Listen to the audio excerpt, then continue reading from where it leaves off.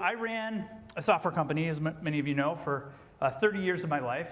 320 software engineers, architects, graphic designers. We built custom software like dictionary.com. We built stuff for AT&T. We built stuff for Paychex Payroll, Elsevier, software for Corning Glass, all sorts of software in all sorts of domains. I used to run a conference internally with my team. We had one down in Orlando, Florida, and we invited a guy named Jeffrey Skiles to come speak at our conference. It was an internal conference, so it was only employees. There was like 180 people there at the time. And he got up on the stage and gave a great speech. You guys, anybody know who Jeffrey Skiles is? No? Awesome. He was the co-pilot on the Miracle on the Hudson. He was the co-pilot. And as a pilot, I will tell you one thing I learned about him is that he has absolutely no personality. He had no personality whatsoever. So he got up on the stage, I was talking to him beforehand, and he was like, he's literally a monotone. He's one of these monotone pilots. He just does the job, follows the checklist, gets the plane off the ground, gets you home safe, and that's it. I thought, well, how's this guy going to be a speaker? Like, we paid a lot of money to have him on our stage, too, by the way. He gets up there, and he gives the most amazing speech, okay? And what he did was he played the cockpit recording, a few seconds of it, and then he would explain what was going on in his mind and what was going on in what he believed in Sully's mind, the pilot. And then he would talk about how they flipped open a checklist, and they went through the checklist point by point by point, made sure that that wasn't going to solve the problem, did the next thing, restart the engines, hit this, whatever.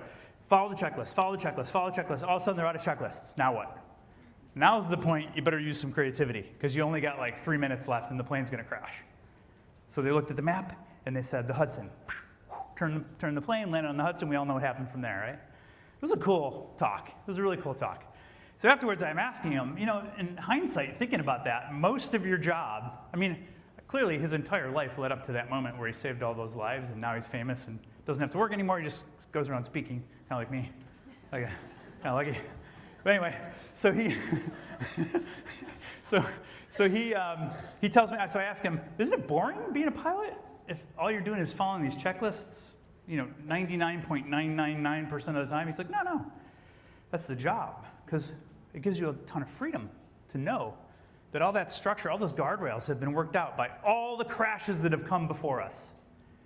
So having the right amount of structure is really powerful to open up that immense amount of creativity at the time at which you need it, So I think as a leader, understanding how freedom and structure works in the given context is really, it's wicked important, just for you to understand how it works in your environment. Because what's your goal? Your goal is, again, to maximize for creativity. The goal you can measure is how are your customers behaving. But what you want to cause those behaviors to get maximized is a whole bunch of creativity from the people on your team.